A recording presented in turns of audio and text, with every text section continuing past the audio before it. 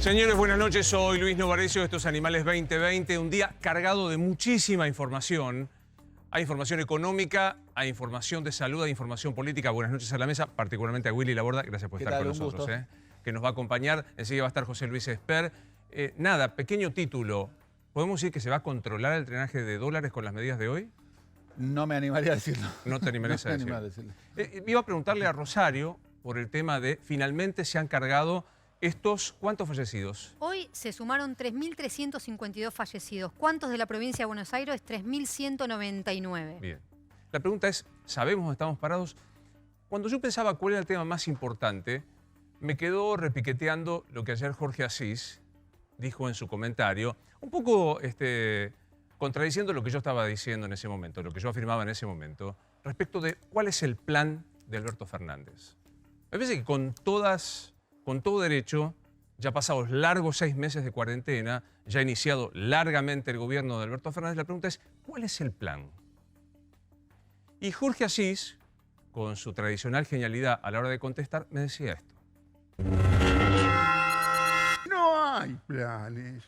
No hay planes, no pidas más porque no hay planes, no existen planes. Hay una gran versatilidad para la carencia. Una gran versatilidad para la carencia. Es una carencia versátil. Más allá del humor que uno puede hacer a la medianoche con Jorge Asís, yo sigo preguntando, ¿cuál es el plan? ¿Qué es un plan de gobierno? El plan de gobierno es aquella línea directriz que atiende a cuestiones más o menos básicas. Ya sé que me van a acusar de liberal, pero yo sigo creyendo que el Estado debe hacer algunas pocas cosas, muy bien debe hacerlas, como ocuparse de la seguridad, de la educación, de lo básico para que una persona pueda sobrevivir y obviamente de las líneas económicas. ¿Cuáles son las líneas directrices de Alberto Fernández? Voy a tomar una que es la seguridad. Yo tengo una especial mirada, no la conozco, no he nada más que charlar una sola vez en mi vida fuera de los micrófonos, con Sabina Frederick, la ministra de Seguridad. ¿Hace falta que explique que estamos en una crisis de inseguridad? Se produjo un hecho que todos conocemos en Figueroa del Corte, San Martín de Tours, un policía que es agredido con un cuchillo y muere. Un policía que era de la Federal. Había policías de la ciudad que estaban tratando de disuadir a un aparente enajenado, se supone que era una persona con sus facultades mentales alteradas, y se lo trata de ir corriendo para sacarlo de la cantidad de gente que estaba en el lugar, hasta que Juan Pablo Roldán, de 33 años, es acuchillado y muere. Una tragedia. En el diario La Nación, la ministra Sabina Frederick, aludiendo a este tema, dijo esto que vas a ver enseguida, y es que la policía de la ciudad tuvo temor de intervenir. Y agregó, a lo mejor no están bien preparados. Primero hay que ver cómo se trata la insanía en la capital federal, y a lo mejor no estaban bien preparados. ¿De verdad esto es lo más importante que tiene para decir la ministra de Seguridad? Que con el mayor de los respetos me parece de una falta de elegancia decir que los policías tenían miedo. Ministra, ¿de verdad usted se anima a saber lo que le pasa por la cabeza a un policía que gana 35.000 pesos cuando aparece un delincuente o un enajenado con un cuchillo? Yo no. Y tengo la impresión que usted tiene la experiencia de combatir la seguridad en la calle igual que yo. No sabemos nada. A mí me daría vergüenza decir que a lo mejor los policías de la ciudad se achicaron y por eso fue Roldán y de esta manera lo acuchillaron. Se acaba de morir, tiene un hijo de 4 años. Esto representa al presidente de la Nación. Un ministro representa al presidente de la Nación. Alberto Fernández está representado por lo que dice Frederick, que no solo es una ausencia de elegancia, de respeto, sino que en el medio de la discusión sigue siendo muy difícil saber qué piensa el gobierno nacional, por ejemplo, con el uso de las pistolas Taser, que podrían haber evitado esta situación, que en el día de hoy, ¿cuál es la política de seguridad de Alberto Fernández para prevenir hechos de inseguridad con elementos como las Taser? Escucha esto. Le pedí a la ministra Federic que me dé todas las Taser que el gobierno nacional compró y no los va a usar. Las pedí a la ministra y se comprometió a dármelas. A mí nunca me llegó el pedido. A mí nunca me pidió, pero además nosotros tenemos, hay una utilidad que nosotros le estamos dando. Por otro lado, la provincia desde hace 3 semanas cuenta con un plan de fortalecimiento en seguridad, que es una transferencia del Estado Nacional de 37.700 millones de pesos, que está pensada para el equipamiento. Por las dudas vamos a aclarar. En la provincia gobierna el peronismo, en la nación gobierna el peronismo. ni siquiera sé qué piensan de las cuestiones de fondo. El ministro de Seguridad dice, le pedí las taser. Frederick, a mí no me las pidió nadie. Imagínate para hablar en serio de la cuestión de fondo. ¿Cuál es la política? ¿Cuál es el plan de seguridad de Alberto Fernández? ¿Cuál es el plan de economía de Alberto Fernández? Ya está sentado aquí José Luis Espert. Hola, José Luis. Hola, estás? ¿qué tal? Buenas noches, Luis. Enseguida vamos a hablar con Willy para ver las medidas que se anunciaron en el día de hoy, que me dio la impresión no tenían que ver con la economía del día a día, tenían que ver con la angustia del drenaje de dólares, Willy. Exactamente. Es el germen de las medidas era ese, frenar la sangría de dólares del Banco Central. La pregunta es, ¿cuál es el gobierno que pide confianza para frenar el drenaje de dólares? Porque en este gobierno conviven estas contradicciones que vas a ver.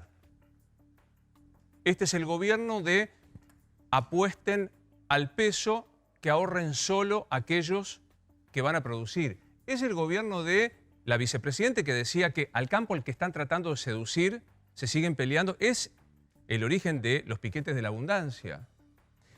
El plan económico para seducir, para que vos no te vayas, porque vos no te vas al dólar por vendepatria, te vas al dólar porque no confías en el peso. Lo sé yo que 2 más 2 me da con decimales. Bueno, ¿cuál es el plan? ¿Qué reforma impositiva está propuesta? Para que vos no te sientas ahogado por el Estado y digas, voy a apostar el peso porque vale la pena invertir. ¿El impuesto a los ricos? ¿Esa es toda la reforma? ¿Cuál es la reforma laboral?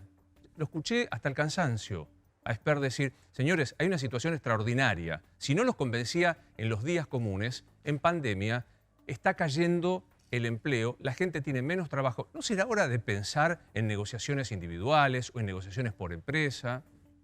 Uno se pregunta, digo, ¿cuál es el plan económico que hay? Evitar que se fumen las últimas reservas y en lo posible enojarse con los que hay que seducir para que dejen las reservas. O, por ejemplo, aquellos que quieren invertir, que vengan. ¿Cuál es el plan, pensando en el estado de la salud? Mira estos datos. Pasamos de ser, y lo tuiteaba el presidente, el ejemplo en el planeta, según la revista Times, en la prevención del coronavirus, a esto. Hoy, 1 de octubre, superamos los 20.000 muertos. 20.282. Infectados, 765.000. Concédeme, no se pudo haber evitado, no se podía. Ok, yo creo que es muy probable que estas cifras se podrían haber dado sí o sí. Mi pregunta es, ¿el ministro Ginés González García tiene algo para decir? ¿Habló el ministro Ginés González García? No habló. ¿Habló la muy buena funcionaria Carla Bisotti? ¿Se siguen haciendo las conferencias a la mañana temprano? Sí. Esas que se daban. No todos los días. No todos los días. Pasa un informe y día por medio creo que hay una conferencia. Pero digo, Se no, cambió la modalidad. no hay Can. más. Can, ¿dónde está Can? Me pregunta José Luis, el doctor Pedro Can. ¿Dónde anda Can? Digo, en serio, ¿cuál es el plan? Voy a insistir, desde la centralizada Buenos Aires, el presidente de la Nación gobierna todas las provincias. ¿Qué plan tiene para la provincia de Santa Fe golpeadísima? La verdad que entonces cuando Jorge Asís me decía hay una gran versatilidad para la carencia, me viene ganando por 4 goles. Entonces pienso que hay una posición política. Hay un plan político que es el que va a estructurar la situación. Entonces miro en política exterior. Embajador argentino en la OEA, Carlos Raimundi, dijo que se hostiga demasiado a Venezuela. Bachelet, asumo que no la sospecharán a Bachelet del eje del mal de la derecha, mujer que tuvo que exiliarse en Alemania cuando desaparecían a su familia. Bachelet dijo que es atroz la violación de derechos humanos, que hay dictadura. Raimundi dice que no. Y antes, Felipe Solá dijo el gobierno de Venezuela es autoritario. ¿Cuál es el plan en materia de política exterior? Imagínate un inversor extranjero que dice voy a ir a la Argentina, voy a apostar. Se juega. No sabe qué pasa con el dólar, se da cuenta del tema de las reservas, sabe que es un país golpeado por la salud y ve, dice, el canciller dice que es una dictadura y el embajador dice, ¿tendrá sentido el riesgo? Quinto gol que me hace Jorge Asís. Y sexto gol es el tema de, para saber cuál es el plan, ¿qué pasa respecto de la independencia de poderes? Es una cosa pasada de moda, pido disculpas. Yo creo en la república decimonónica, creo en la división de poderes, en los controles entre unos y otros.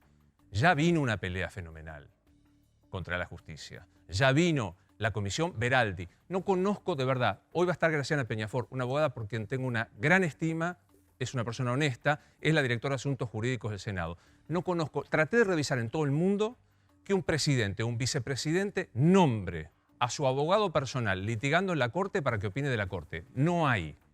En esto somos pioneros, como con la Virome, el colectivo y el dulce de leche. Ya hubo un empate. 5-0 perdieron en la Corte. Y hoy vos decís, bueno, se va a llevar una cierta razonabilidad, el jefe político del gabinete, que es el jefe de gabinete precisamente, Santiago Cafiero, va a bajar el tono y va a decir, creemos en la independencia de poderes. Mirá lo que dijo. Estamos todos, la Argentina, los argentinos, estamos viendo a ver si la Corte va a actuar conforme a la Constitución Nacional. En este tipo de cuestiones se juega el prestigio de la justicia y de la Corte. Si la justicia actúa y resuelve conforme a derecho o si la justicia actúa y resuelve conforme a los climas políticos. El jefe de gabinete, o sea, el representante máximo del Poder Ejecutivo dice, si la Corte falla, como digo yo, hay Estado de Derecho. Si la Corte falla en mi contra, no hay Estado de Derecho. Es raro, ¿no? Digo, ¿este es el plan? ¿Es el plan de jugar a la chiquita en la política de seguridad, osar decir que tuvieron miedo policías porteños, no conectarse entre los ministros de las dos jurisdicciones más importantes, mirar cómo la economía se desangra en materia de reservas y tratar de imponerle a aquellos a los que hay que seducir algo que habitualmente no suelen hacer? No hablar más de la salud, mirar lo que pasa en la política exterior tan contradictoria y enojarse con los jueces. Jorge Asís habló de una versatilidad para la carencia.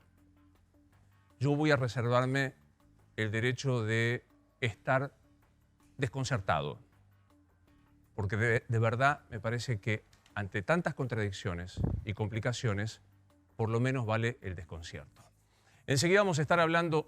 no quiero dejar de decir algo, y lo digo como alguien que viene de la ciudad de Rosario, que no viene de la capital. ¿Qué es esto?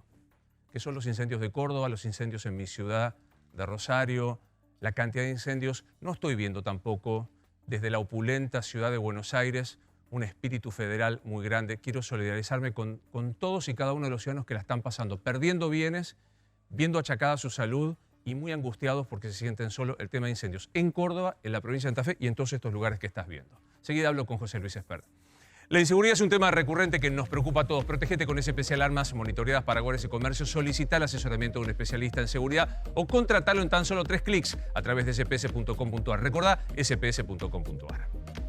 Cada familia es un mundo, pero todos buscamos lo mismo: vivir con tranquilidad. Protege a tu familia con SPS, alarmas monitoreadas para hogares y comercios. SPS, cuidamos tu mundo. ¿Necesitas comprar o vender o alquilar un inmueble exclusivo? Braulio Inmuebles y su equipo de corredores inmobiliarios ponen todo lo que hay que poner. Pasión para ayudarte, sé de qué se trata. Inmuebles únicos, especiales y singulares es la división de Braulio Inmuebles, que te ayuda a comprar en toda capital y a vender o alquilar los departamentos y casas más exclusivos. Llámalos al 154141 9753 o en Braulio-in. Braulio y su equipo de corredores inmobiliarios aman lo que hacen. Por eso te pueden ayudar a encontrar el comprador que valore tu propiedad. ¿Tenés un inmueble premium? ¿Querés comprar un lugar único? La división Inmuebles Singulares de Braulio Inmuebles es tu mejor opción de compra, venta y alquiler. No dejes de llamarlos. Lo hice bien, Nacho, pues si no, no vuelvo a casa. Lo leí más o menos bien. Doctor Espert, gracias por estar con nosotros. ¿Cuál es el plan de este gobierno?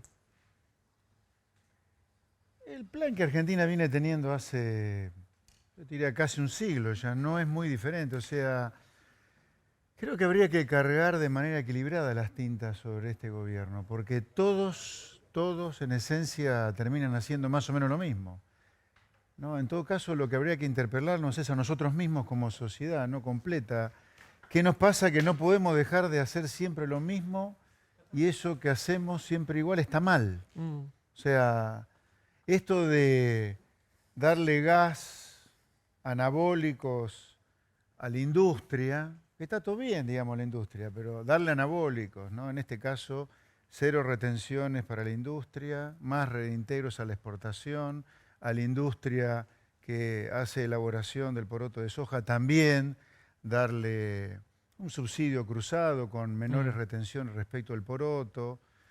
Esto se lo hemos hecho toda la vida. Y a la larga ese programa siempre termina o con un estallido inflacionario, con problemas de reserva, pero, o sea, no es nuevo esto. O sea, ya lo probamos. Ya lo probamos. Misma medida con mismos resultados. Claro, entonces, ¿cuál es el plan de Alberto? El mismo programa que Argentina viene teniendo en el último siglo prácticamente.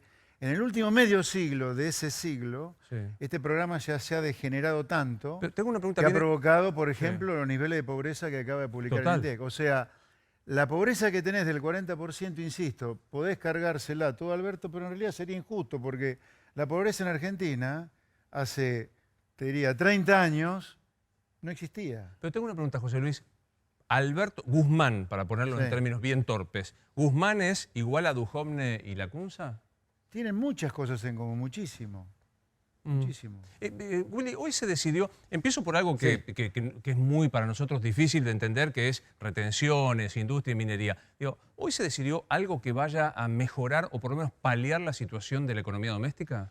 No, yo creo que tenía el Banco Central. ¿Por qué llega esto? Llega porque, número uno, tenés una corrida de depósitos en dólares de los bancos. O sea, mucha gente sacando de golpe dólares. Y se verifica y se acentúa porque encima los bancos por la pandemia dan turnos. Entonces todo eso genera más nerviosismo. Y también tenías una suerte de también corrida bancaria sobre el tipo de cambio oficial. O sea, nadie vende y todos quieren comprar. Y yo creo que ninguna de estas medidas tranquiliza. De hecho, hace poco se conoció que Pelle, en la reunión de directorio del Banco Central, le dijo que mañana el dólar que va a vender el Banco Central va a estar un 1% más arriba. Es decir, que acentúa el ritmo de evaluaciones diarias. Entonces, todo eso va a generar mucho ruido también mañana. ¿Cómo se gestaron estas medidas, Nacho? ¿Cómo aparecieron estas medidas que hoy se anunciaron en conferencia de prensa de Martín Guzmán? Bueno, vos sabés, Luis, que el presidente agarró el teléfono y empezó a convocar empresarios. Tal vez hablando de cierta debilidad que nota en algunas espadas de su gabinete económico, se puso al frente de los anuncios, empezó a llamar a empresarios, llamó a algunos muy importantes, por ejemplo Luis Bednaza, Sergio Kaufmann, Javier Madanes Quintanilla, todos primera línea. Techin, Accenture, claro. Aluar, primera línea. Y se puso al teléfono, los convocó a Olivos algunos, con otros dialogó por teléfono mucho tiempo, tuvo un ida y vuelta, hubo 2 reuniones, 2 cenas en Olivos, una el sábado, otra el domingo, también hubo contactos telefónicos en el inicio de esta semana y de alguna manera fue peloteando, pimponeando, les preguntaba, ¿qué te parece esto? Recibía el feedback, les preguntaba, ¿vos qué harías? Trataba de empaparse y de tener un termómetro de lo que están pidiendo el sector del poder económico que está viendo lo que plantea, lo que plantea Willy, que hay un caldo de cultivo impresionante para una corrida de depósitos, ¿no? Podría ser otra cosa, pero digamos, acá hay un problema severo, que son reservas, que es la gente que retira sus dólares porque desconfía, y este cerrojo que se ha puesto para que los $200, yo creo que sería más fácil que dijeran quién puede comprar dólares a quién no puede. ¿Hay otro modo de hacer la cosa? Sí, la última vez que estuve acá yo lo planteé, estaba Maxi ahí, me acuerdo. Y discrepábamos con Maxi. Yo creo que si vos te quedás sin reservas líquidas, que es lo que parece ser que transmite el Banco Central cuando toma esta medida del super cepo, dejá que el dólar flote libremente para evitar romper tanto los contratos, ¿viste? No te olvides que con la última versión del cepo, el Banco Central ha empujado un montón de empresas que tienen que pagar deuda externa a que reestructuren su deuda, porque le limitó el acceso al mercado de cambios al 40% de la obligación que tienen. Yo escucho algunos que dicen directamente habría que cerrar el tema de los $200, nada, para sentarte sobre las reservas, parar la pelota y ver qué hacer. No sé, buscarle alguna vuelta, swap con China además. ¿Qué pensás de eso? No, yo creo que habría que haber dejado flotar libremente. Si te quedaste sin reservas o con poca reserva, deja flotar. Pero eso no generaría una devaluación muy fuerte, perdón, Willy. Sí. Eso no generaría una devaluación muy fuerte que se traslada a precios, se traslada a mal humor social y genera una espiral.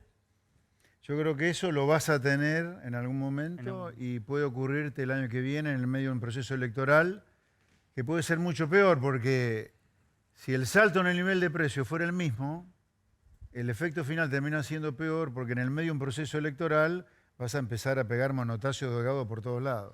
Yo creo que hoy, incluso, todavía con una cuarentena que sigue... Sí, por lo menos hay una restricción. Hay una restricción ahí. el dinero te circula poco y tenés menos chances que se te espiralice la inflación. Sí, ahora, José Luis, pero vos decís, bueno, dejar flotar libremente, pero si en paralelo no tenés un ajuste, digamos, fiscal más grande, porque 4,5 de déficit sigue siendo mucho. El acuerdo con el FMI, Ecuador cerró un acuerdo recién con el FMI que le dan 6.500 millones de dólares. Ecuador, ¿no? Que está en la misma situación Argentina en marzo. Es decir, si no metes todo eso en un conjunto, me parece, esa devaluación en un conjunto de medidas, el dólar puede tener valor de infinito. No sé si infinito. A ver, yo estoy de acuerdo que deberías hacer otras cosas, pero no solo por el valor del dólar, sino que necesitas hacer otras cosas porque el programa económico ha llegado a un punto de agotamiento, claramente. Yo te diría, entre las cosas que habría que agregarle, además de flotar, es ya ponerte a negociar un acuerdo con el fondo, ya. Ah, bueno, sí. Urgente. La otra cosa, acá no ocurrió ni siquiera una cuarentena, así que probablemente ya no ocurra más, pero ni siquiera se les ha permitido a las empresas firmar contratos con sus trabajadores. Porque es un poco el planteo que yo de hacía. manera individual en una cuarentena. Lo mismo digo para el gasto público. O sea, acá el Estado que ha estado cerrado, a ver, pongámoslo, porque estas cosas son las que hay que discutir de fondo, que no cambian en Argentina. Acá el sector privado se ha estado fundiendo en estos 6 meses de cuarentena, fundido, comercio, restaurantes, agencias de turismo, empresitas, talleres mecánicos. El sector privado está fundido. O sea, hay gente que no ha facturado durante meses. Sin embargo, en el Estado, aún la parte que estuvo cerrada, todo el mundo cobró a principio de mes como corresponde. Bueno, hoy hubo un ni intento, siquiera en una cuarentena hay un ajuste del gasto acá. No, olvídate. Digamos, aparte piden impuesto extraordinario, el que no mueve ni un dedo. Hoy hubo un intento de seducir al campo y hubo rápidamente repercusiones de esto que fueron los anuncios que ahora explica Willy.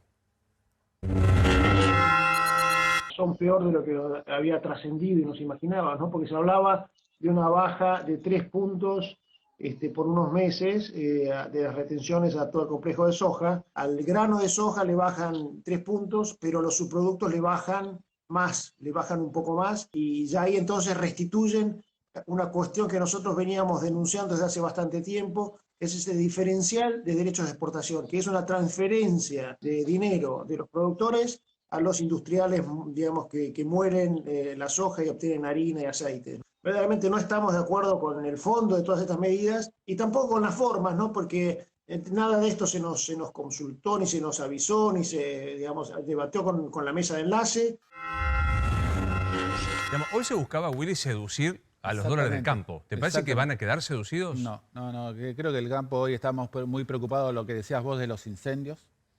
Está muy preocupado hoy la gente del campo por la posibilidad de circular entre Córdoba y San Luis y todas las trabas que hay por el tema de cortes que no pueden circular. Y esto, la verdad que no les mueve el amperímetro. O sea, el productor del campo, la soja es dólar. Y cuando yo preguntaba hoy, después de las medidas, a algunos productores me decían, ok, ponele que la vendo. ¿Y con los pesos qué hago? ¿Me van a pagar? Pues explícame, o sea, el productor de soja tiene cada quintal en dólares. Tiene el silobol. Los tiene guardados en silobol. Si los vendo, me los das en pesos. En pesos. Si vende la soja, me la das en pesos. ¿Y qué hace? ¿Y la peso qué va a hacer? ¿Un plazo fijo al 35% anual? El dólar futuro se está operando con una tasa de 50, 55, acá, y en Estados Unidos a 90. O sea, la expectativa de devaluación es mucho mayor. Sí, 2 veces más o 3 veces más. Entonces no te cierra. Por eso digo, no le va a mover mucho el amperímetro al productor de soja que le des 3 puntos menos de retenciones por 3 meses. ¿Siguen saliendo dólares? Sí. ¿A qué ritmo, digamos? Ayer fueron 300 millones de dólares de reservas brutas. Te diría, las intervenciones que hace el Banco Central en el mercado único y libre de cambios para tratar de que no suba más, los hace a un ritmo de 50, 60 millones por día. 50, o sea, unos 250 a la semana. Exactamente. 1000 al mes. ¿Cuánto hay de reservas, José Luis? Bueno, el Banco Central dice que tiene 41.000. Brutas.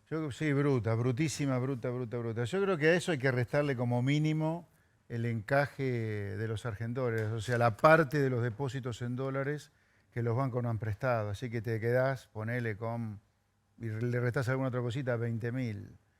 Son esas. Ahora, sobre el tema del acuerdo con los exportadores, acá hay una cosa que de nuevo Argentina se repite en el error.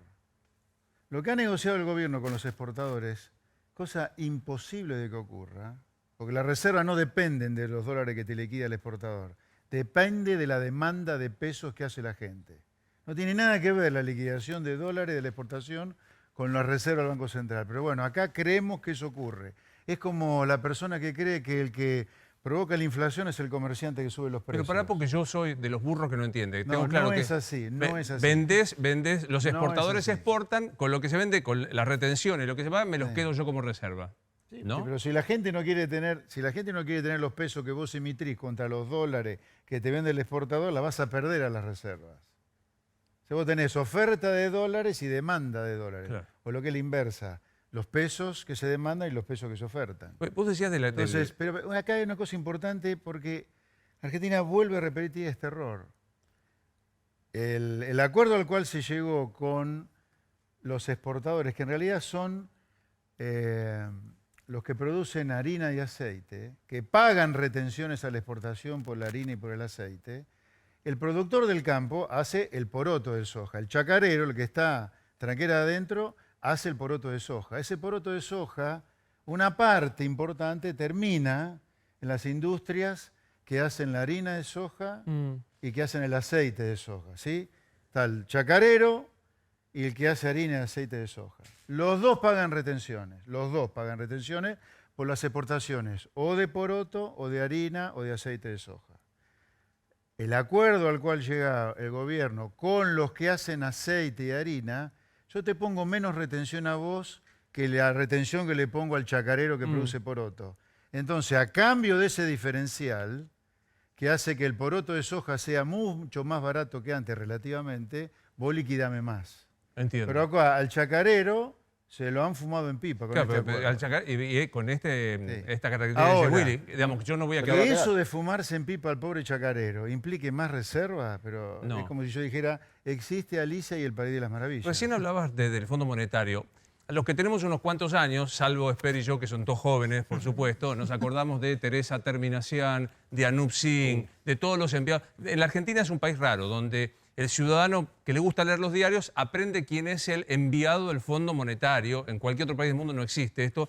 Está por venir la misión y ha planteado algunas cosas, Rosario. Sí, llegan el martes los directivos del Fondo Monetario Internacional en un escenario en el que el diálogo entre el oficialismo y la oposición está totalmente roto. ¿Qué dijo ya el Fondo Monetario por teléfono? Queremos reunirlos. Puede ser el Fondo Monetario Internacional el que haga de mediador con la oposición, porque pidió, como primera reunión... No, vos sabés, Rosario, que pidió- yo te respeto. Para nosotros, todo animal está feliz de tu incorporación. Nos parece, has tenido informaciones muy importantes.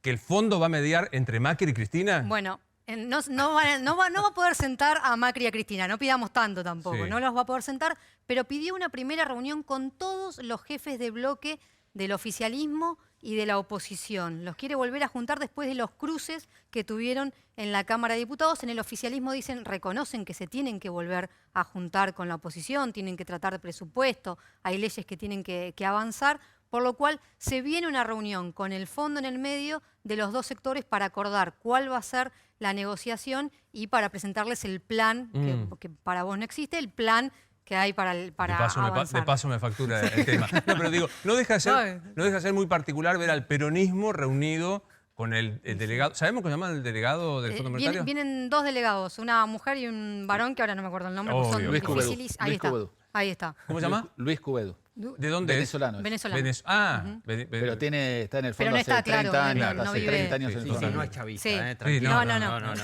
No. De hecho estuvo viviendo No en estuvo. Argentina, ponele en el 2005, 2010, estuvo viviendo en Argentina. Hay un montón de acusaciones, José Luis, de que esto es la réplica del gobierno, de la gestión económica de Cristina Fernández. Que yo a esta altura sé que va a provocar algún desmayo. Digo, me parece injusto achacarle a Cristina una serie de cuestiones. O sea, me parece que es Alberto el que toma la decisión. Su delegado se pelea con los jueces. El ministro de Economía es propio de Alberto, aunque habla con Cristina. La ministra de Justicia es albertista. La ministra de Seguridad es albertista. ¿Es lo mismo lo que estamos viendo hoy desde el punto de vista de modelo de país y de economía en particular, la gestión Alberto que la gestión Cristina?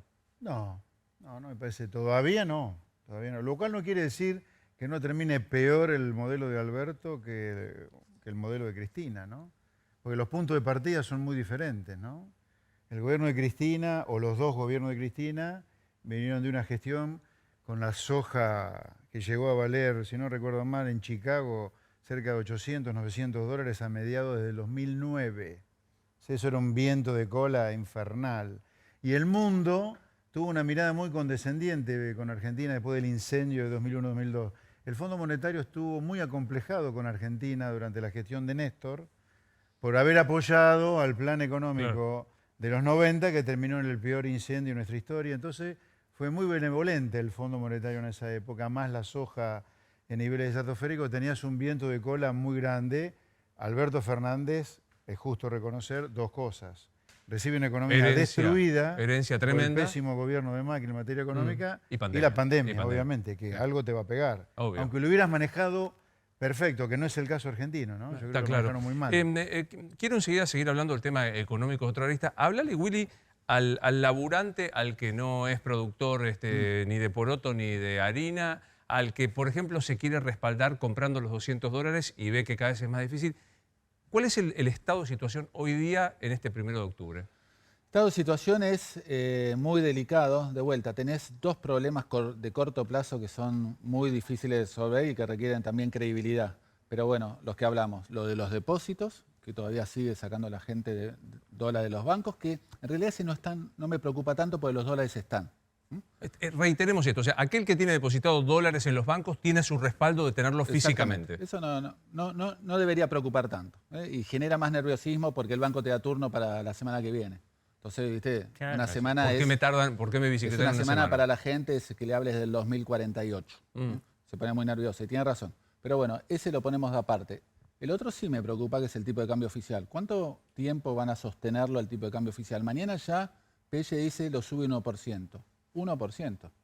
Y ese es el que se traslada rápido a precios. Y mañana te lo sube 1. ¿Y la semana que viene? Bueno, Willy, viste que hoy el Banco Central, casi al mismo tiempo que hizo el anuncio de economía de las nuevas medidas, saca una circular, una comunicación respecto a que va a ser más lábil con el tema de cómo manejar el tipo de cambio. No cuando dijo la palabra de evaluación, obviamente, pero con el manejo de la corregís política un 1%, devaluás el peso y te vale un 1% menos. O sea, cuanto menos. Y aparte, digamos, se traslada a precios, pues no será el 1, pero ponele después se va a trasladar a precios. Pero eventualmente, me hiciste acordar, la misma frase de inyectarle volatilidad al tipo de cambio la dijo Sturzenegger también. Claro, esa frase, ¿viste? Totalmente. La de inyectarle la volatilidad y termina siendo siempre para arriba. Dame un segundo, Nacho. Desde que empezó el aislamiento, la donación voluntaria de sangre cayó un 50%. Un solo donante puede salvar hasta 4 vidas. Por eso es importante seguir haciéndolo y haciéndolo bien. Mirá.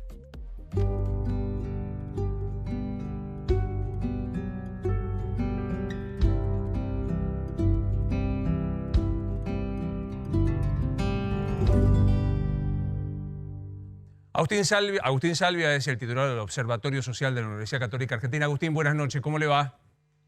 ¿Qué tal, Luis? Muy buenas noches. Bien, estamos contando lo que es el fenómeno macro, reservas. Ahora, traducido al día a día, es una constante que ustedes vienen diciendo, el aumento de la pobreza, que ayer se conoció del 40.9. ¿En baja, estable o subiendo, Agustín? No, en principio hay que aclarar que el 40,9 es un promedio de 2 trimestres, Luis. Sí. El dato oficial en realidad no es que encubre porque haya alguna intención, sino que representa dos situaciones muy distintas. El primer trimestre del 2020, en donde tuvimos alrededor del 34,7% de pobreza, dentro de la cual hay 7,4% de la población en situación de indigencia, y un segundo trimestre en donde impactó la política de emergencia sanitaria, el COVID, o como lo querramos desarrollar, con un 47,2% de pobreza, con un 13,6% de indigencia. Es decir, la pobreza en realidad en el segundo trimestre del año, la última medición que oficialmente se tiene al respecto, es del 47,2%. Esta situación implica incluso que tengamos más del 60%, ya no de la infancia de 0 a 14, sino de la infancia de 0 a 17 años en situación de pobreza, en un contexto en donde básicamente se explica... Ahora, Agustín, lo voy a interrumpir. Sí, lo quiero interrumpir para que no pase de largo. entre 0 y 16 años hay un 60% de población en situación de pobreza. O sea, es decir, que 6 de cada 10 vive chicos, en un hogar pobre. 6 de cada 10 chicos, desde que nacen hasta los 16 años, viven en hogares pobres. 17 años. 17. Exactamente. Agustín, pongámosle, perdón, pero necesito, y me parece que para la audiencia va a ser importante, que nos salgamos de los porcentajes. Porque estamos hablando de vidas. Son 8 millones de menores de edad en situación de pobreza hoy en la Argentina. Exactamente. 8 millones. Sí, exactamente. Y nosotros, y en perdón. realidad son... Sí. Son 20 millones de argentinos en situación de pobreza, porque efectivamente se detuvo, se deterioró el empleo en forma importante. Perdimos el 20% del empleo en Argentina en el contexto COVID. Esto afectó a los hogares más pobres. Sí, acá está Agustín, que Javier lo ha graficado para que entendamos qué estamos hablando. Cuéntame esta placa, Javier. Mirá, basándonos en lo que decía Agustín respecto a las cifras del INDEC, extrajimos ahí efectivamente el promedio del primer semestre, que habla de, en menores de edad, de sub-16, yo lo tenía, de 56% de pobreza en los chicos, pero según los cálculos que hace UNICEF, la proyección a diciembre de este año va a ser el 63%. Y ese es el dato. Claro, que ya son más de 8 millones de chicos pobres, que ya Agustín lo está dando como algo que está sucediendo ahora, con lo cual es de prever que va a ser peor. Que va a ser peor, con lo cual nosotros hablamos de reforma judicial, hablamos de las taser, hablamos del presidente y de la vicepresidenta, hablamos de las internas del gabinete, y no nos espantamos de esto. Me ayuda, Agustín, porque los datos son escalofriantes. ¿Cuándo se considera, en términos económicos, un hogar pobre? ¿Cuál es el ingreso para que una persona esté viviendo por sobre un hogar pobre? A ver, Luis, tenemos, en términos oficiales, la medición de la pobreza oficial se establece como criterio la capacidad que pueda tener una persona, dependiendo de su edad o sexo o nivel de actividad, para cubrir una canasta básica alimentaria. Esta fija la línea de indigencia. Y la pobreza es cuando sobre esa canasta alimentaria se establecen criterios de funcionamiento social. Entiendo. Vestimenta, movilidad, mantenimiento de la vivienda. Bueno, en contextos numéricos, para el trimestre que estamos hablando, para el segundo trimestre de este año, ya no para el tercer trimestre, pero para el segundo, estamos hablando de alrededor de 45.000 pesos o 42, entre 42 y 45.000 pesos, depende de la región del país, para una familia tipo de 2 adultos y 2 niños, para no ser pobre. Y para no ser indigente, de 18.000 pesos para una familia de este tipo. Ahora, recordemos que el segundo trimestre, por eso hay que aclarar que en realidad el dato del primer semestre que oficialmente ha dado el INDEC y que con todo el esfuerzo seguramente ha podido construir ese dato, ese 40,9 esconde dos situaciones muy distintas, pre-COVID y COVID. Que el COVID implica haber expulsado más de un 20% de la población que estaba trabajando a una situación de desempleo o de desocupación o de inactividad forzada, aunque no lo mida la tasa de desocupación porque eventualmente no buscó trabajo, claro. porque ¿por qué lo iba a encontrar? Sí. ¿Quién le demandaba trabajo para ir a buscar un trabajo? No, claro. Ahora, en ese contexto, clases medias bajas se empobrecieron. Los pobres se hicieron más pobres y los pobres se hicieron más dependientes de los programas sociales. Totalmente. Y también es cierto que sin los programas sociales, esa tasa del 47% hubiese alcanzado más del 52%, o al menos el 52% de pobreza. Es impactante. Yo comparto el diagnóstico que hace Calvo, digo, porque en el medio de esto, poner esfuerzos e incluso dinero, porque si se aprobase la reforma judicial y se instrumentara a partir del año que viene, estamos hablando de dinero específico, ¿no? Yo lo que me impresiona es que no... prioridades? Ahí comparto lo que dice Calvo, porque ¿cuáles son las prioridades de política pública? ¿Bien? ¿Cuáles son los temas que se debaten prioritariamente como problema de la gente? Los problemas sociales de la gente no están siendo discutidos por la política. La política se está alejando de los problemas sociales reales que tiene la sociedad. Entonces estamos discutiendo como si estuviéramos en un país desarrollado, especulando sobre reformas judiciales o políticas, cuando no tenemos resuelto ni siquiera la política para atender la emergencia sanitaria y atender la emergencia económica y social, no solo para el día después, ni siquiera para el día de hoy. En ese contexto, bien, esta situación marca que la agenda política parece estar desubicada, desorientada. Sí, total. ¿Compartís este diagnóstico, José Luis? Digo, yo me quedo muy conmovido con lo que decís, Javier. Me parece que deberíamos reiterar, hoy, en este momento, hay 8 millones de chicos, desde que nacieron hasta los 17 años, 8 millones de pibes son pobres, que están en hogares pobres. Yo ahí marcaría algunas cosas, ¿no?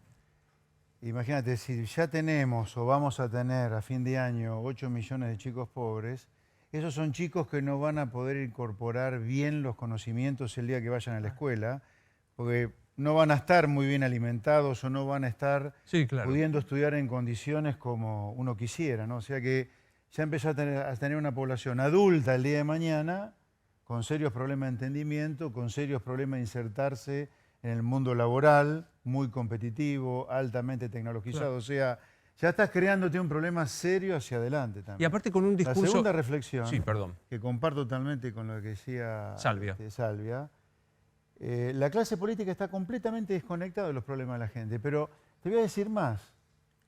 Es fácil agarrársela con la clase política cuando vos ves a este diputado, a Meri, amamantándose en el medio de la sesión, ¿no?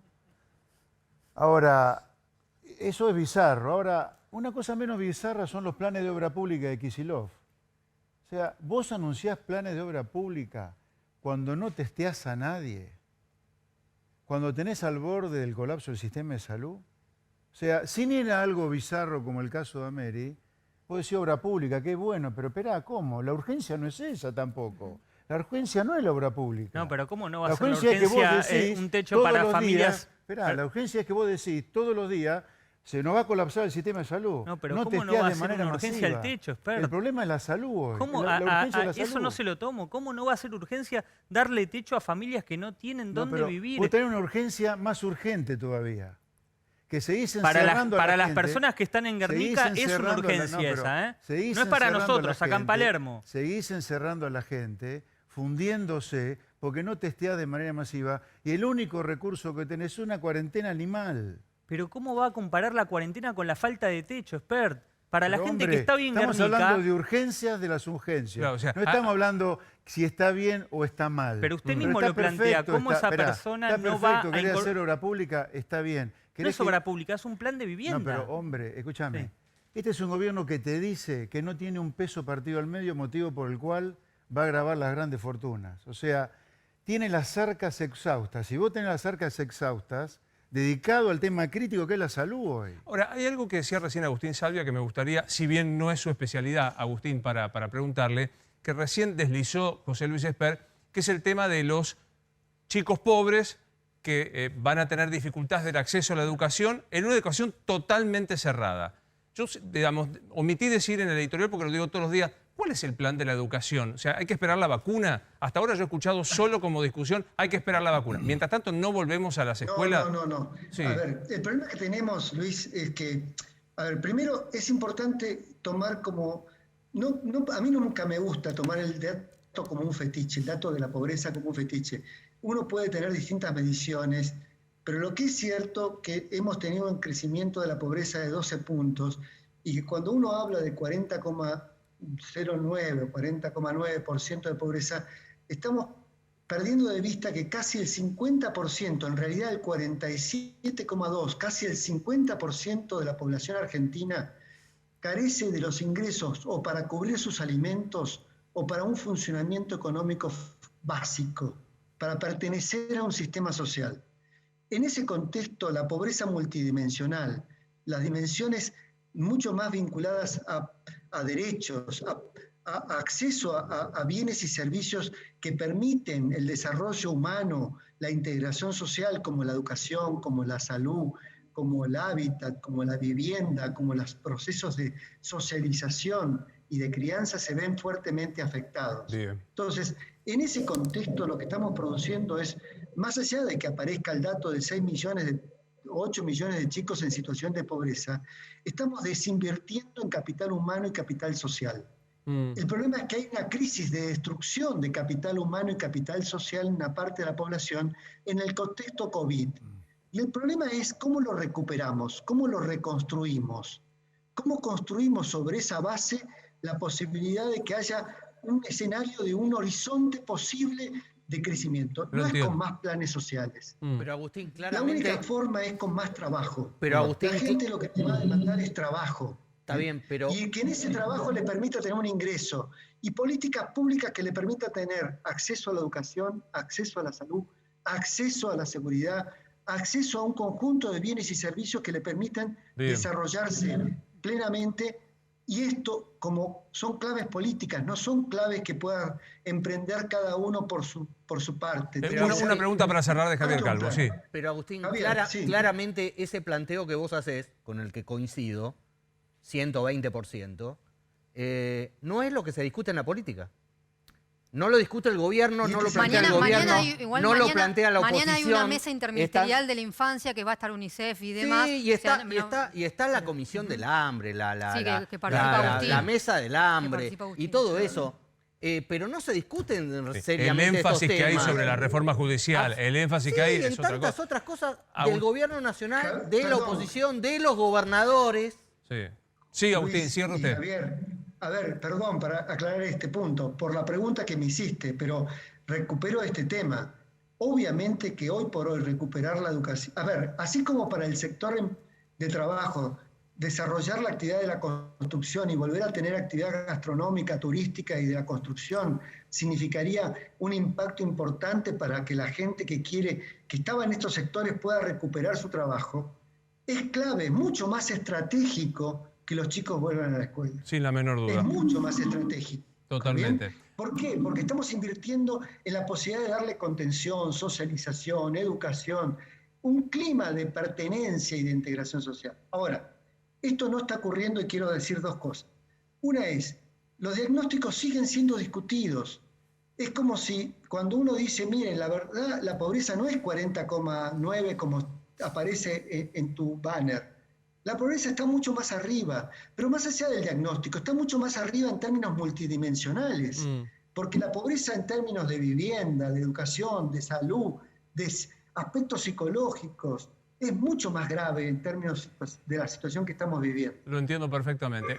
Agustín, gracias como siempre. Por favor, un placer que esté con nosotros. Gracias a ustedes. Muy amable. Agustín Salvia es el director del Observatorio Social de la UCA. Esper planteaba algo que para mí es central, que es que hoy no se discute nada de cuestiones de salud del coronavirus. No hay ni hablar del encuentro de los 3 funcionarios de los distritos más poblados, directamente no lo hay. Ya no nos acordamos cuándo termina la cuarentena, la extensión El de la viernes que cuarentena, viene, si me equivoco, el 11 ¿no? de O sea, octubre, claro. no pero mañana. Ni la contamos, ¿no? Claro, nadie. Que aparte no es cuarentena, Claro, que es una cosa... Un aislamiento. Claro, o sea, es un aislamiento que en la capital federal supone que para ir a tomar un café y saber a qué distancia tengo que pedirle permiso al jefe de gabinete. Por ahora sí. En el AMBA funciona... Notamos el disparate del que estamos hablando, ¿no? O sea, el jefe de gabinete tiene concentrado en sí, en la región más poblada del país, hasta la distancia de las mesas de un café. Eso sí, cuando se habla del conteo de las personas fallecidas, trágico conteo, la responsabilidad de las provincias. ¿Dónde estamos parados con este lamentable conteo de personas que han perdido la vida? Hoy vos decías, se superaron los 20.000 fallecidos a nivel nacional. ¿Por qué? Porque finalmente ayer, como contamos, se frenó el sistema SISA para cargar la cantidad de fallecidos que la provincia había admitido el viernes pasado que estaban retrasados. 3.357 muertes se 52, contaron ¿no? hoy. De la provincia de Buenos Aires son 3.199 fallecidos, no son los 3.459 que conocimos. Pero espera, el viernes el gobernador de la provincia puso la cara, yo no pretendo que Axel Kicillof esté en esto porque no puede, pero puso la cara al gobernador y dijo, hay 3.459. Del viernes a hoy, que estamos a día jueves, ¿por qué hay 3.199? Bueno, faltan revisar algunos datos. Hay fallecidos que no se conocen el sexo, hay fallecidos que no se conocen el número de documentos. ¿Cómo fallecidos que no se conoce el sexo? Sí. Hay, por ejemplo, en el reporte de hoy, 21 fallecidos de la provincia de Buenos Aires, de estos 3.199, todavía no se cargó si es sexo femenino o sexo masculino. Eso porque se hace a mano. Sí. Pero no lo estoy diciendo con ironía, de ninguna son personas que han fallecido. Pero digo, del viernes hasta hoy hubo una diferencia del 10%. Sí. Ahora, lo que dicen es, estos ya finalmente son los muertos. Nos vamos a dar cuenta, miremoslo mañana y sigamos mirándolos. Se cargaron fallecidos desde el 27 de abril, es decir, 5 meses antes. Mayo, junio, julio, agosto, septiembre. A nivel nacional se cargaron 29 fallecidos del día. Claro. Solo hoy... De 3.352 del día son 29. Y el 9 de septiembre por ahora, para ver más o menos, porque la verdad que no tenemos ni idea de por día cuántos muertos hay. No sabemos. ¿Cómo que no sabemos? Claro, No por sabemos. día no tenemos ni idea de cuántos muertos hay. Entonces, para Depende ver... de cuándo los cargan, Luis. Claro, para ver... Pero si para tomar decisiones de si abrir o cerrar actividades se tomaba en cuenta la cantidad de personas fallecidas en ese momento. No tenemos ni idea. Por eso, si vamos al registro anterior, el 9 de septiembre es el registro récord de carga de fallecidos. Ahí vemos que en el día fallecieron 308. Mirá cuántos cargaron hoy, 15. ¿Qué te sugiere todo esto, José Luis? Y esta política nos está matando literalmente, ¿no? Yo no puedo creer que no haya nadie que sea el pato de la boda, aunque más no sea como gesto político. Que diga, bueno, la verdad... Una renuncia. ¿Cómo vas a descubrir, cómo vas a levantar ahí más de 3.000 muertos más? Alguien tiene que renunciar. La verdad, bueno, ¿quedó algo por agregar de esto? Ginés debería haber renunciado ya. ¿Perdón? Ginés debería haber renunciado hace rato. Ojo, en una de esas es candidato. ¿Eh? Ojo que en una de esas es candidato. Y, perdón, y todo el comité asesor... Y todo el comité asesor del presidente. Pero tiene ganas, porque supuestamente ya no tenía muchas ganas de asumir como ministro, ¿no? Que proponía... Alguien le preguntó. Claro. Alguien le preguntó a ver si quería ser candidato a diputado. Bien. Bueno, enseguida vamos a estar hablando con Graciana Peñafort, que es la directora de Asuntos Jurídicos, sobre uno de los fallos que más golpeó definitivamente la expectativa del gobierno nacional. Hay otro fallo que, sin embargo, es de la expectativa, que es otro en el que se pone ahínco, que es un tema central para la agenda cotidiana de la gente. ¿Cuál es, Nacho? Que es el de la coparticipación de la ciudad, Luis. Empieza a preocupar al gobierno un eventual fallo de la Corte adverso. Plantean, bueno, ya nos fallaron en contra con este per saltum, no nos pueden fallar 2 veces seguidas en contra. Va a quedar claro que la Corte está en contra nuestro. Suele pasar que a veces uno no tiene razón y pierde. Claro, bueno, digamos, esa es una lectura, la otra es... Están en contra nuestra. Están en contra nuestra. ¿Qué plantean en la ciudad? Nosotros presentamos los balances de lo que se gastó en la seguridad desde que fue traspasada y esos balances están al día. No hay forma que los puedan cuestionar. ¿Qué plantea el gobierno o qué aspira el gobierno en este contexto de preocupación ante un endurecimiento de las posiciones? Hoy habló Santiago Cafiero, durísimo, fue y buscó a los periodistas para hablar del tema. O sea, no es que se le escapó la declaración. Estaba llegando a la reunión de gabinete, tranquilamente podría haberse no acercado, fue y habló. Marcela Lozardo, una puntita, sigue en silencio. En el gobierno esperaban que hablara, sigue en silencio, nadie explica por qué. ¿Qué dice en el gobierno? Una salida intermedia positiva para nosotros sería que la Corte diga, hasta fin de año, devolverle los recursos a la ciudad que le habías prometido en el presupuesto y a partir del año que viene pónganse de acuerdo, siéntense o tal vez una ley, una nueva ley de coparticipación. Claro. A donde se está poniendo mucho énfasis en el fallo de la Corte, que parece, en el tema ahora sí, de los traslados de Bruglia, Bertuzzi y Castelli, de los tres jueces que, país raro también, aprendemos los nombres de 2 integrantes de Cámara Federal y de un Tribunal Oral Federal 7. En la Argentina sabemos los nombres. Hay como una gran expectativa, Javi.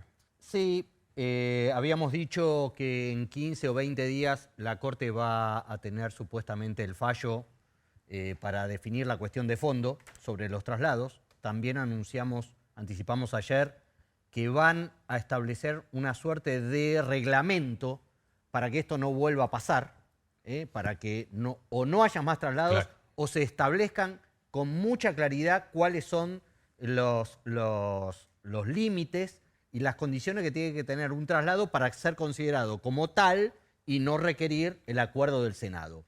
Pero hoy pasaron dos cosas importantes.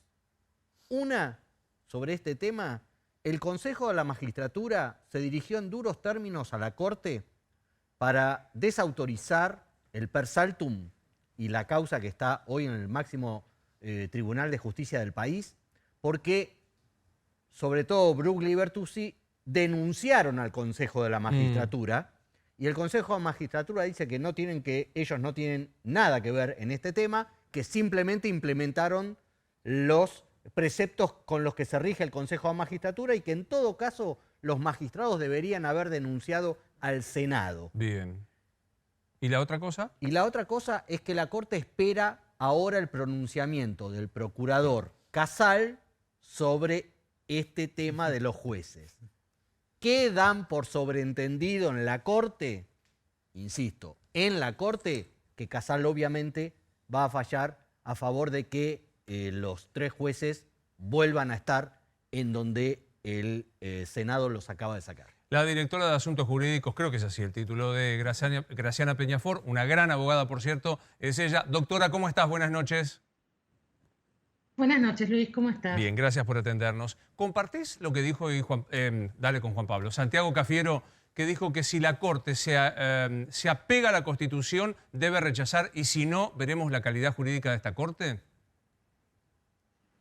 Mira, yo creo que es correcto que la Corte debe atender las razones que llevaron a la revisión del traslado de Brugli y Bertuzzi, porque así lo ordena la Constitución, no lo digo yo, lo dice el artículo 99, inciso 4. La calidad de juristas, no sé si se pierde o se gana según el fallo que dicte la Corte, pero estoy convencida, los miembros de la Corte son, sin excepción, reconocidos juristas que también pueden equivocarse. Yo, por ejemplo, creo que fue un error abrir el per saltum, pero eso no me hace dudar de su calidad como juristas. En todo caso, lo voy a permitir decir, me hace dudar de la posibilidad de resistir los embates de algunos sectores del poder que pueden tener algunos miembros de la Corte. ¿Vos crees pero que...? ¿de su calidad como jurista? Sí, no, como calidad de jurista no. Ahora, ¿vos crees de verdad que el fallo de la...? A ver, sí. Voy a decir esto. Yo di clases con el libro de Rosati. Si querés saber algo de responsabilidad sobre daños, tenés que leer a Lorenzetti. Los fallos de Hayton, yo no estoy de acuerdo, pero están siempre muy bien fundados. Digo, las diferencias de criterios no hace que alguien sea un mal jurista. Yo te doy un ejemplo. Bonadí era un mal jurista porque desconocía la ley. Vos ibas, le decías, mire, el Código Procesal dice que yo tengo derecho a defensa y el señor no te la daba. Eso es un mal jurista.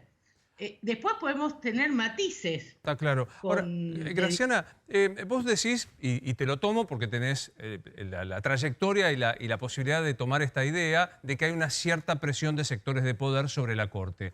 Si yo veo esto, se nombra una comisión para analizar la Corte Suprema integrada por el abogado personal de la vicepresidenta de la Nación que está litigando en la Corte.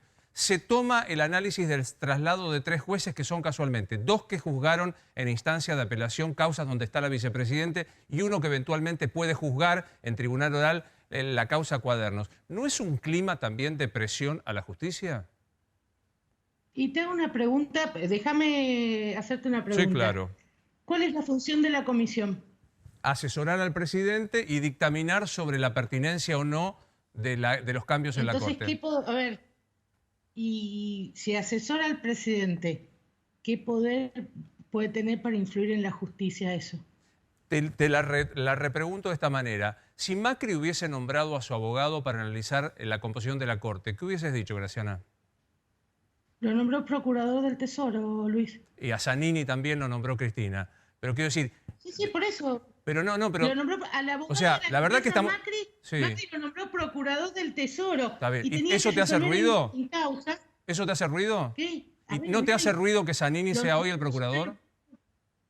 No, para nada, porque es un gran abogado. Pero y también el otro era buen abogado. El problema no es la pertenencia, la trayectoria jurídica. El problema es si los dos son, en igualdad de circunstancias, buenos abogados y amigos tan mal nombrados, Zanini y el anterior. Zanini jamás fue abogado de Cristina. Fue el secretario legal y técnico del gobierno de Cristina. Apenas.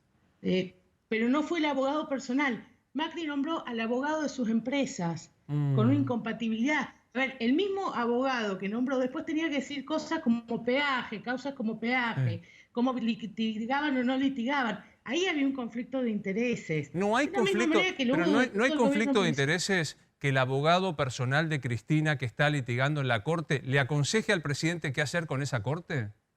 No, porque es sencillo. Él puede aconsejar y el presidente, que es un señor grande y que de derecho sabe, porque es buen abogado, puede tomar o descartar ese consejo. Y suponiendo que lo tome, ese consejo, supongamos que toma la forma de proyecto de ley, tiene que pasar por la Cámara de Diputados y por la Cámara de Senadores.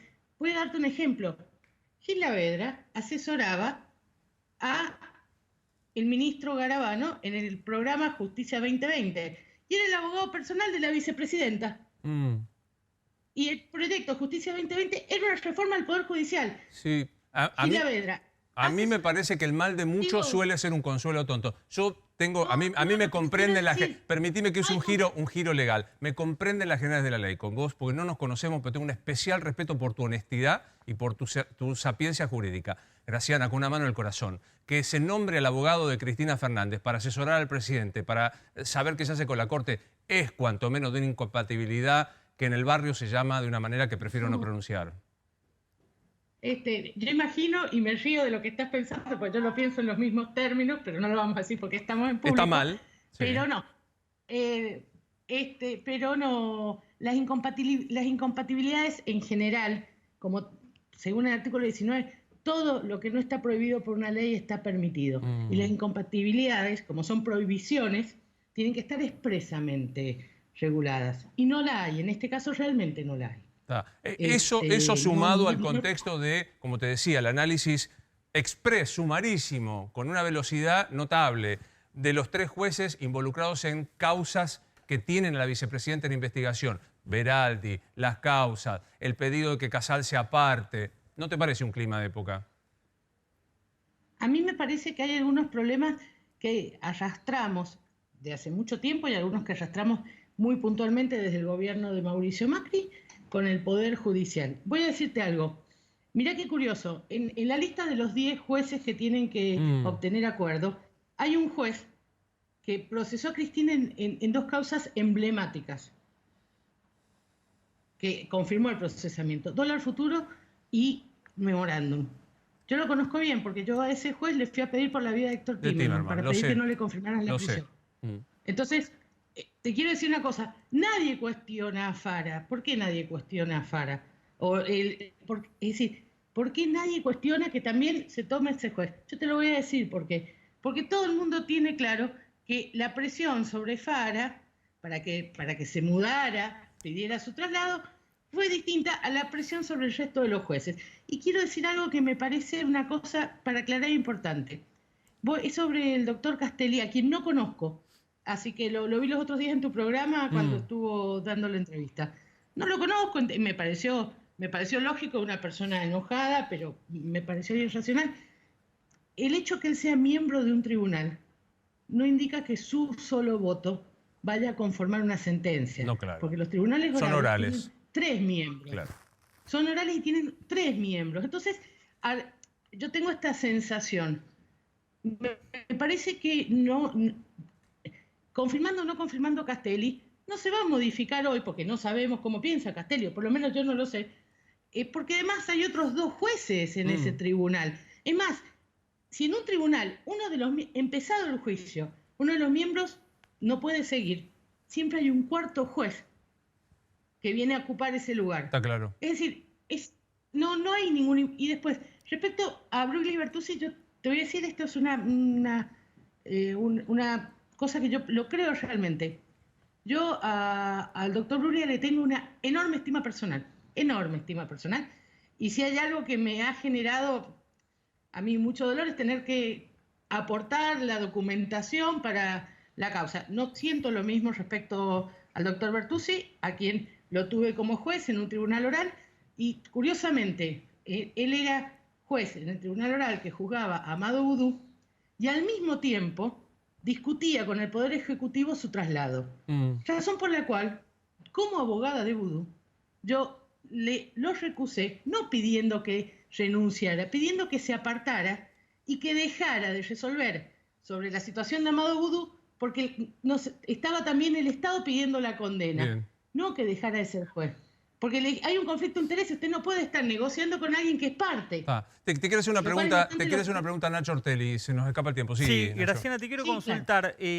Cuando el jefe de gabinete dice que se juega el prestigio, la Corte Suprema, y también se juega el prestigio de la justicia, ¿no crees que es una presión directa hacia esos magistrados, hacia esos ministros de Corte? ¿Qué hubieras dicho si lo hacía Mauricio Macri, ese tipo de referencia, o Marcos Peña, que tranquilamente podría haberse expresado en estos términos? Mira, primero te diría lo siguiente. A mí me parece que es una opinión del jefe de gabinete que está hablando del prestigio, no está diciendo se juega el cargo. Yo las vimos todos, las presiones de Mauricio Macri. Si los jueces no fallan como nosotros queremos, vamos a buscar jueces que nos representen. Eso es decir, si vos no fallás como yo quiero, te voy a remover. Eso es una presión directa. Decir, yo creo que se pone en riesgo el prestigio, es decir, mire, yo tengo una opinión que si no da la razón, pero poner en riesgo el prestigio no es una presión. Amenazar con despido es una presión directa, sin contar que además esas amenazas se concretaban en el mismo Consejo de la Magistratura y lo vimos todo el tiempo. Y que el titular del Poder Ejecutivo diga que un estudiante de Derecho no tendría el debate que tuvo el titular de la Corte Suprema, ¿es una presión o una intromisión en la división de poderes? No entendí, perdón. ¿Un estudiante Alberto Fernández dijo el viernes pasado que no entendía lo que estaba haciendo Carlos Rosenkrantz, convocando al acuerdo extraordinario para que finalmente se tratara la admisión del Per Saltum, diciendo que un estudiante de Derecho, tratándolo prácticamente ignorante de las reglas básicas del derecho, que el presidente, sea quien sea, opine así el presidente de la Corte, no es una intromisión en la división de poderes. Yo podría convalidar lo que dijo el presidente sobre Rosenkrantz por lo siguiente, porque para que proceda un Per Saltum, ¿sí?, hace falta una cosa que se llama gravedad institucional. No lo digo yo, lo está dice ahí, la ley, está en la ley. Está en la ley. Y la verdad es que yo leo la gravedad institucional que funda Rosenkrantz y te voy a decir una cosa, es un papelón. Te lo dice una persona que ha enseñado Derecho Constitucional. Yo he enseñado lo que es gravedad institucional. No es lo que dice el presidente de la Corte. Está mal fundado. Y aparte, déjame te digo algo. El presidente de la Corte, en su voto, haciendo la apertura del Per Saltum, ya adelanta opinión. Y esto quiero ser claro. ¿Sabes lo que pasa cuando vos bastardeás las herramientas que es la gravedad institucional? Durante muchos años la Corte no ha encontrado gravedad institucional para abrir la situación de los jubilados. Y hay gravedad institucional para abrir la situación de tres jueces. Graciana, esa es la verdad. O sea, la gravedad institucional no es cualquier cosa, Luis. O sea, los conceptos jurídicos se desarrollan con una historia. Vos no podés torcerlos al gusto de tu cosa. Digo, yo acepto límites. Lo comparto. Un ejemplo. Sí, lo comparto. Déjame decir esto. Cuando Héctor Timerman necesitábamos que saliera del país. ¿Me aguantás que hago la pausa? Tengo un compromiso comercial, vos me vas a entender. ¿Me aguantás que hago la pausa? Hacer compromiso, yo fumo. Dale. Hacemos la pausa y ella fuma.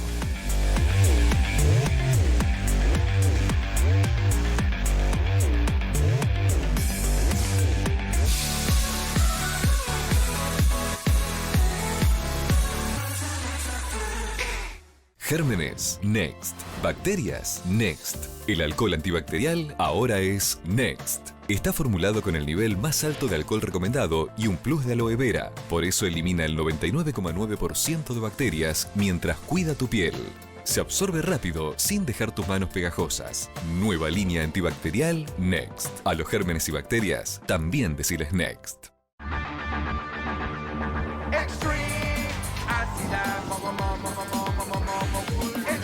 Compra tus Mogul Extreme en tu kiosco más cercano o a través de arcorencasa.com.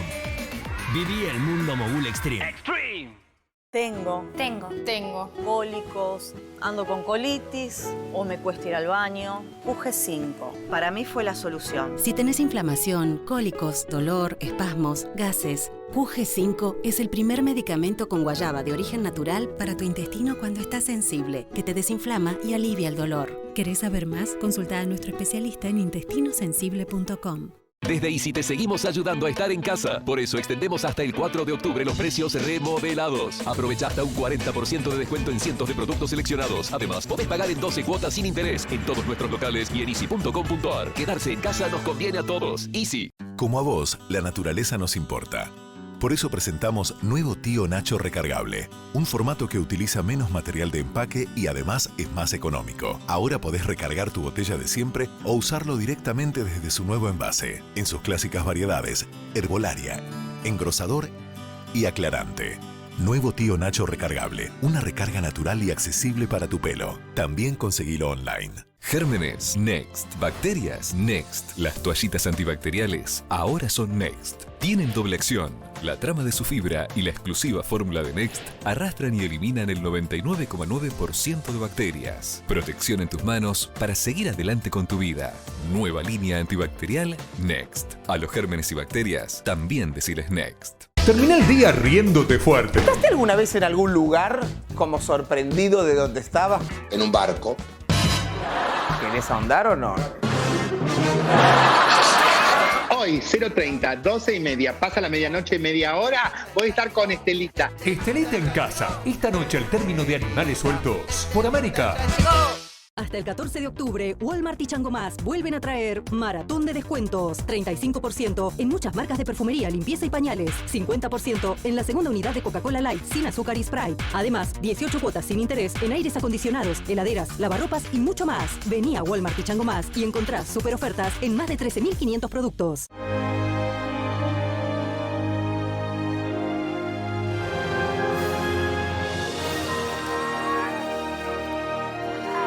Hay un alivio, que es de otro planeta. Tafirol Plus Rápida Acción es potente, rápido y efectivo contra los dolores más intensos.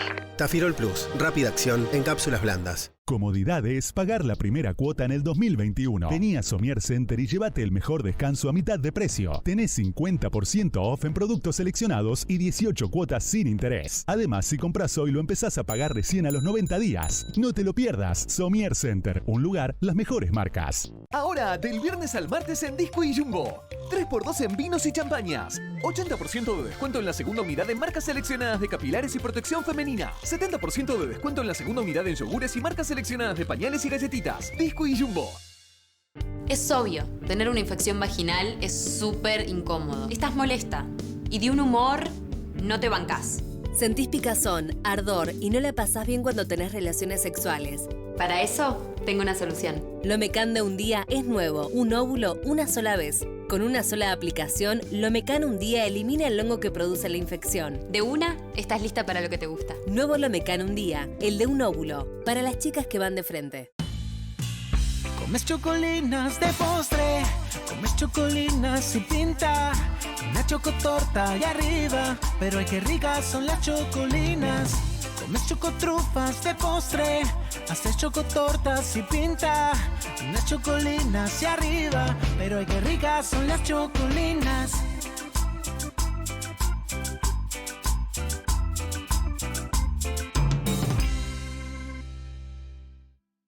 Informate de verdad. Arranca el día con las últimas noticias y la opinión más confiable. Cada mañana, nadie como la G. Buenos días, América. Mañana a las 6:50 por América. ¿No es gravedad institucional, Graciana, para vos que se intente correr a los jueces, en este caso como denunciábamos o decíamos, que tenían causas involucradas con la vicepresidenta? ¿Eso no constituye gravedad institucional? Primero, ahí hay un error, Luis. Los jueces van a seguir siendo jueces porque lo peor que les podría pasar es tener que volver a sus juzgados de origen. Es el juzgado para el que, curiosamente, el Senado de la Nación sí les dio acuerdo.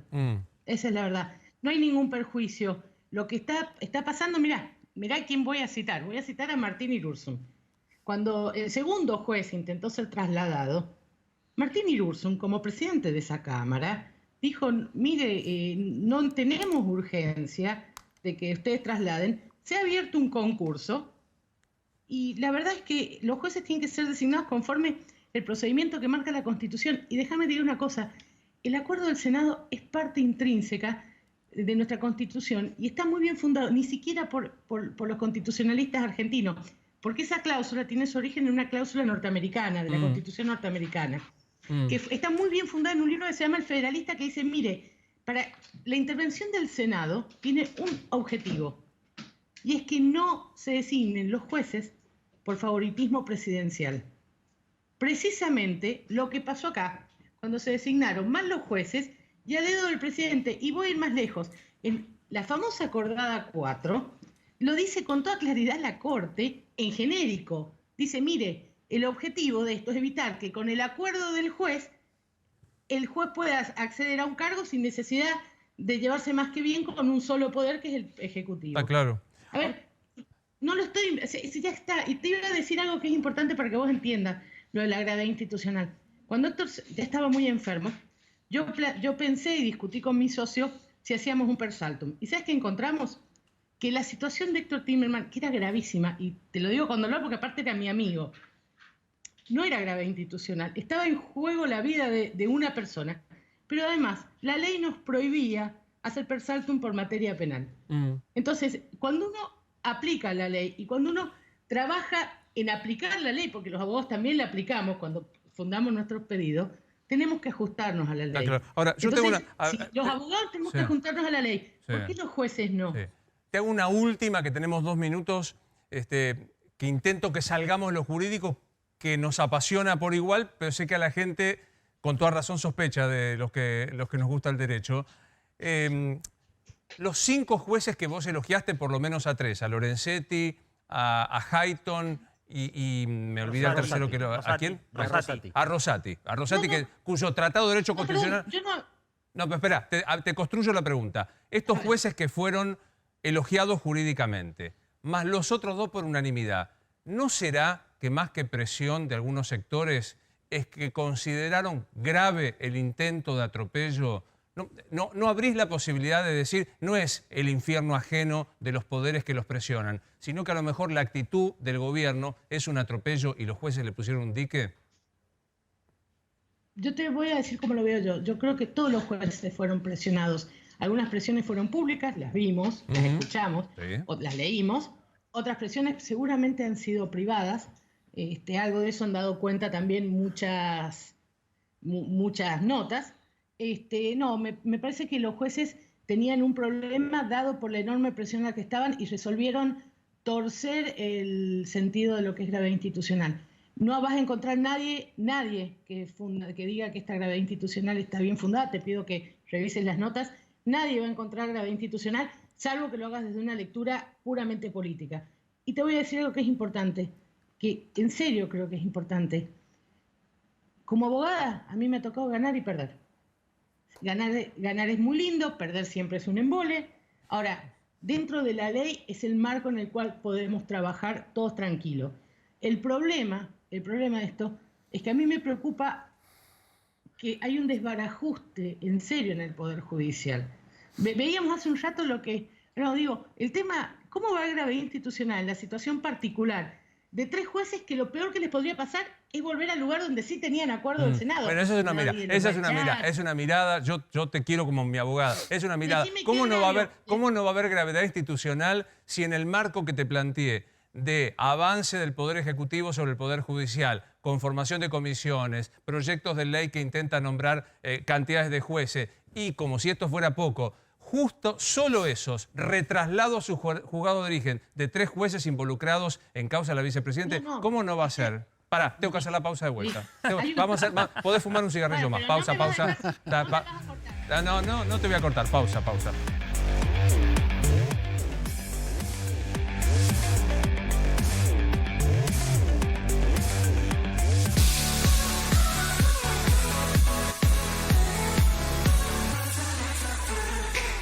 Desde Easy te seguimos ayudando a estar en casa. Por eso extendemos hasta el 4 de octubre los precios remodelados. Aprovecha hasta un 40% de descuento en cientos de productos seleccionados. Además, podés pagar en 12 cuotas sin interés en todos nuestros locales y en easy.com.ar. Quedarse en casa nos conviene a todos. Easy.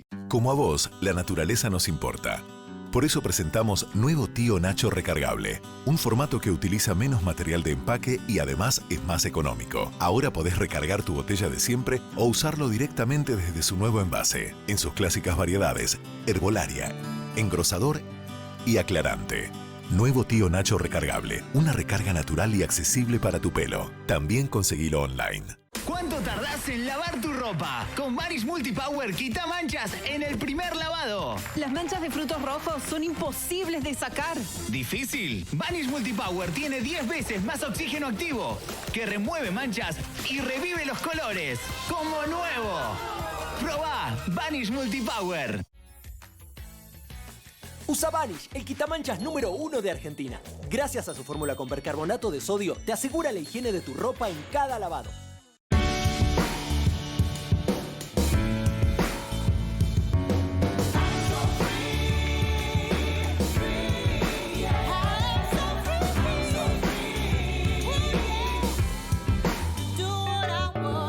Así se sienten tus piernas cuando las cuidas con Goicoechea.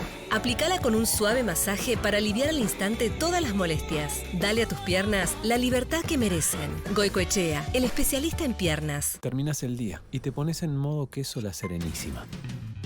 Quesos La Serenísima Selección. Fraccionados y envasados en origen para conservar su aroma y sabor original. Y elaborados con la máxima calidad láctea. Quesos La Serenísima Selección. Tu modo de terminar el día.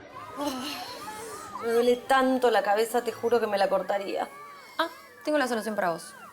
Nueva Sierra Master Pain. Chao cabeza, chao dolor. Sandra, ¿tomate un Tafirol Migra? La fórmula de Tafirol Migra tiene triple acción. Alivia el dolor, amplía su acción analgésica y potencia su efecto. No te cortes la cabeza. Tafirol Migra. Alivia más de un dolor de cabeza. En tu heladera hay un mundo mágico. Se acerca el brunch. Tenemos que estar listos. Pechuguita de sobra. Hoy te convertís en sándwich. Jamón y queso. ¡Fritos! Lechuga. Te quiero bien fresca. Suban los cherries. Bajen las papas. Quieto, quieto, que ahí viene. Ahí viene. Mayonesa Natura. Siempre en todo. Hay momentos en la vida que te marcan. A vos, ¿qué te marcó en la vida? Hacé que esas marcas queden en tu historia, no en tu piel. Cicatricure Gel con tecnología regeneradora reduce cicatrices de quemaduras, operaciones y estrías, mejorando su textura, tamaño y color.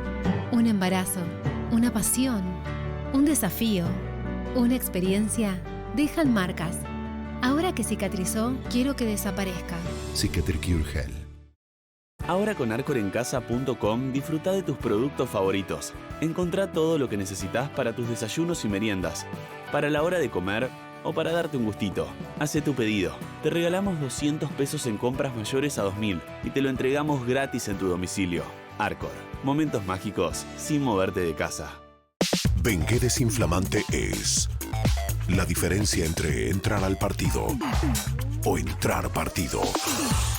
Prepárate para salir a la cancha con todo, pero protegido. Bengué Desinflamante alivia el dolor efectivamente y la inflamación localizada. Para todo tipo de lesiones, Bengué Desinflamante, imparable contra el dolor. Tu plan de sábado es América. El show de los escandalones. Santo Sábado. Confesiones. ¿Qué característica tenés para ser panelista? ¡Y soy una mujer buena! ¡Uy, tiradito! ¡Uy, tiradito! Sentate, pedí la pizza. ¡Quiero ser zaracero! ¿Lo tenés de camarógrafo? Sonreí, hace así. A ver. ¡Woo! Porque tu voz es la melodía. Tu plan de sábado es América. Siempre con vos.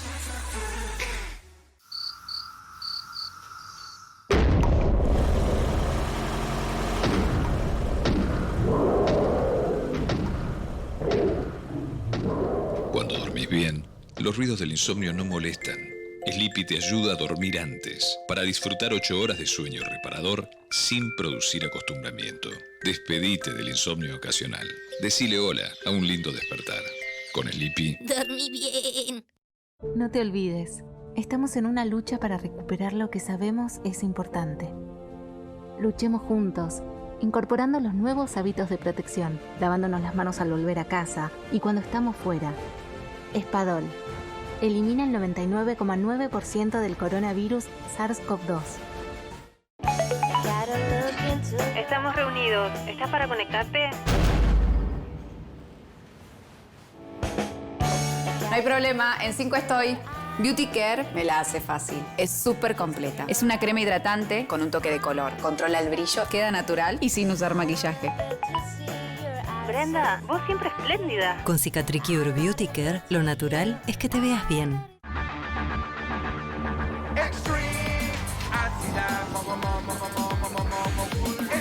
Compra tus Mogul Extreme en tu kiosco más cercano o a través de arcorencasa.com. Viví el mundo Mogul Extreme. Gérmenes, Next. Bacterias, Next. Las toallitas antibacteriales ahora son Next. Tienen doble acción. La trama de su fibra y la exclusiva fórmula de Next arrastran y eliminan el 99,9% de bacterias. Protección en tus manos para seguir adelante con tu vida. Nueva línea antibacterial Next. A los gérmenes y bacterias también deciles Next. Estamos en nuestro reto Harpic, conociendo el mundo a través del inodoro. ¿Sergio? ¿Me dejarías pasar a tu baño? Ay, es que aunque esté limpio se ve viejo. Eso es sarro. Difícil de creer. ¿Cómo sarro? Si siempre limpio con lavandina. Pero eso no lo quita tan efectivamente. Probá Harpic Power Plus 10X. A diferencia de la lavandina, Harpic sí elimina las manchas de sarro y también los gérmenes. ¡Wow! Probá Harpic Power Plus 10X. Y que tu baño se vea como nuevo. Seamos honestos, dejar de fumar es durísimo. Se siente un desafío enorme. Entonces, probá haciéndolo más chico. Y sorprendete de cómo empezar con algo chico puede terminar en algo enorme.